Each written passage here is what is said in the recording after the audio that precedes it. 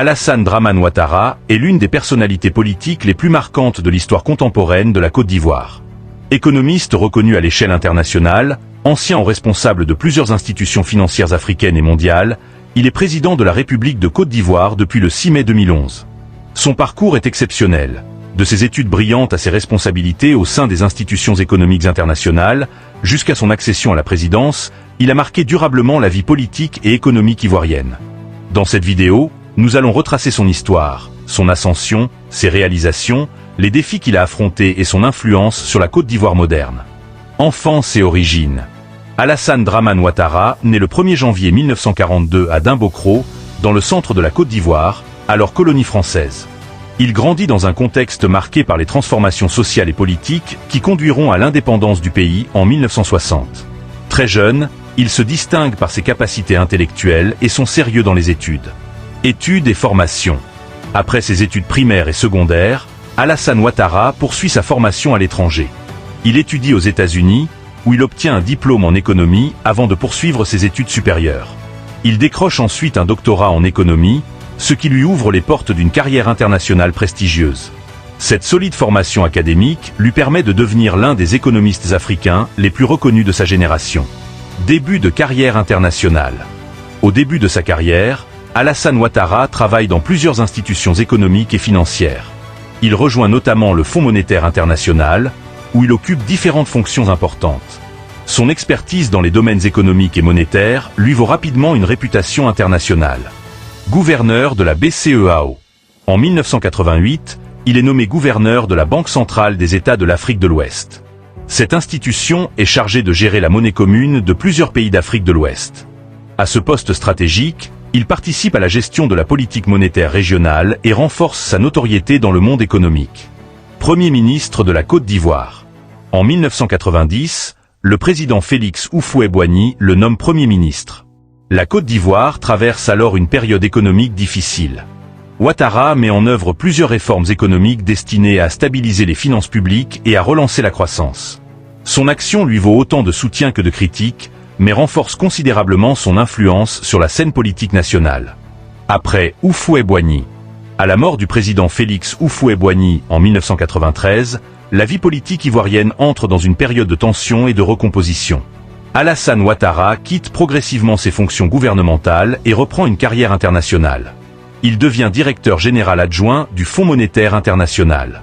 Pendant cette période, son nom reste néanmoins très présent dans le débat politique ivoirien. Entré dans l'opposition politique. À la fin des années 1990, Alassane Ouattara s'engage plus directement dans la politique nationale. Il devient le principal leader du Rassemblement des Républicains, plus connu sous le sigle RDR.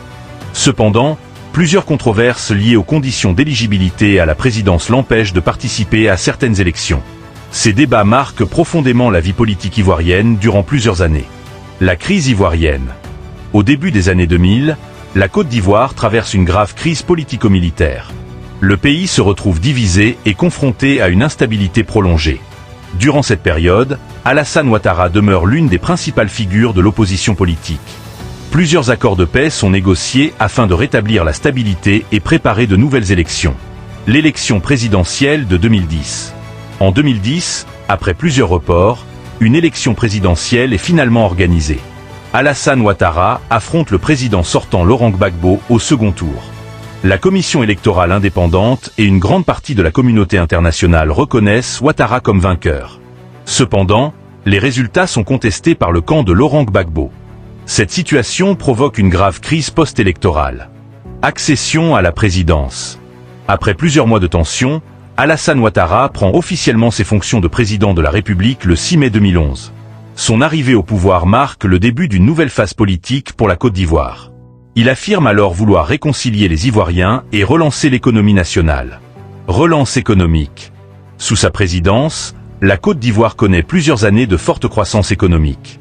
Le gouvernement investit massivement dans les routes, les ponts, les infrastructures énergétiques, les écoles, les hôpitaux, les transports. Le pays attire également davantage d'investissements étrangers. Cette période est souvent présentée comme une phase importante de modernisation économique. Modernisation des infrastructures. Plusieurs grands projets voient le jour sous sa présidence. Parmi eux, la construction de nouveaux ponts à Abidjan, la modernisation du réseau routier, l'amélioration des infrastructures portuaires, le développement de nouvelles zones industrielles. Ces réalisations contribuent à renforcer le rôle économique de la Côte d'Ivoire en Afrique de l'Ouest. Réélection de 2015 et 2020. En 2015, Alassane Ouattara est réélu président dès le premier tour. En 2020, il se présente à nouveau après le décès du Premier ministre Amadou Gon Coulibaly, qu'il considérait comme son successeur politique. Il remporte l'élection présidentielle et entame un nouveau mandat. Cette candidature suscite un important débat politique au sein du pays. Rôle international. Au fil des années, Alassane Ouattara devient une figure influente sur la scène africaine. Il participe régulièrement aux sommets internationaux et joue un rôle dans plusieurs initiatives régionales. Son expérience économique lui permet d'être écouté sur les questions de développement, de finances et d'intégration régionale. Défi de son mandat. Comme tout dirigeant, il doit faire face à plusieurs défis. La réconciliation nationale, le chômage des jeunes, les questions sécuritaires, la réduction des inégalités, la modernisation de l'économie, le développement des régions rurales. Ces enjeux restent au cœur de l'action gouvernementale. Vie personnelle. Alassane Ouattara est marié à Dominique Ouattara, engagé dans des actions sociales et humanitaires. Le couple est l'un des plus connus de la vie publique ivoirienne. Le parcours d'Alassane Ouattara est celui d'un économiste devenu chef d'État. De ses études aux États-Unis à la présidence de la Côte d'Ivoire, en passant par la BCEAO, le FMI et la primature, il a occupé plusieurs fonctions majeures au service de son pays et du continent africain. Qu'on soutienne ou non ses choix politiques, son influence sur l'histoire récente de la Côte d'Ivoire est indéniable. Son nom restera associé à une période de profondes transformations économiques, politiques et institutionnelles du pays. Merci d'avoir suivi cette biographie jusqu'à la fin.